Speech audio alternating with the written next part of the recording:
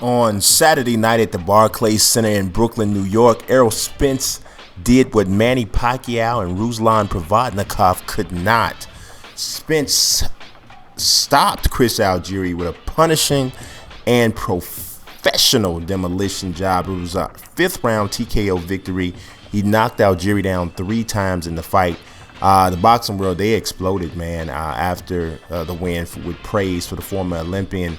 Everybody was talking about him. Spence announced that he believes he's ready for all contenders during his post-fight interview. Said, bring him on. After it was what I would call somewhat of a slow first round, he went to work in the second. 26-year-old just started landing hard body shots. He gets a lot of leverage on his punches and some fierce straight right hands that were breaking through Algieri's guard. Spence scored his first knockdown of the fight with a left hook that caught Algieri on the right temple. That was in the 4th round. Algieri didn't actually go down at first. It was like a delayed reaction. He kind of stumbled to the canvas a half second after the shot landed. He slapped the mat or the canvas because he was a little bit upset that he'd gone down.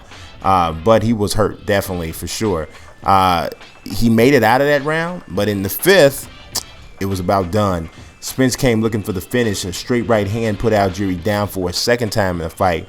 The referee, Benny Estevez Jr., looked like he wanted to stop it, but he decided to let it go a little bit longer to see if Algieri could recover, but he could not.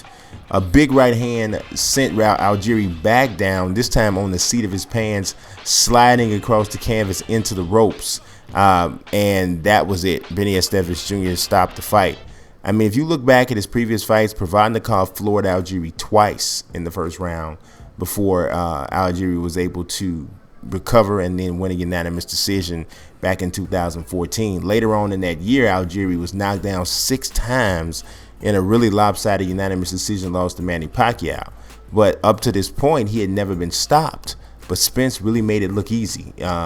It wouldn't be crazy to see Spence get a shot at the winner of a Keith Thurman versus Sean Porter fight, which is now rescheduled for June 25th. It was originally scheduled for March 12th, but when Thurman had the car accident, the bout had to be postponed. While facing Algieri was, I would say, a step up for Spence, taking on Thurman or Porter would be an even bigger jump. Algieri is quick and he's skilled, but he doesn't have any punching power. He's very delusional too, because I've heard him say several times that he feels like he hurts guys when he punches them. You don't, Chris. You don't. You're not hurting him. You're not hurting him, Chris. I mean, the guy's so super stubborn and delusional about his power. It is just absolutely ridiculous. He's not hurting these guys, and that's his biggest issue. You're only going to be able to move around and be elusive for so long. After a while, these really talented fighters are going to start walking through punches, and that's what you see happening to Algieri. That's what you saw with Spence. He walked through his punches. He was not concerned at all about anything that Algieri was firing back, and footwork is only going to take you so far. But see, here's the thing. Spence won't be able to walk through Thurman, Porter, or even Danny Garcia's punches. And I'm not saying that Spence can't beat all 3, because I think it's possible he could. But there's no question that there are some bigger challenges out there for him if he continues on this path, as we know he will, as a really promising welterweight. But he did get his 20th victory of the year, 17th knockout, and he was impressive. I appreciate you watching. God bless. Peace.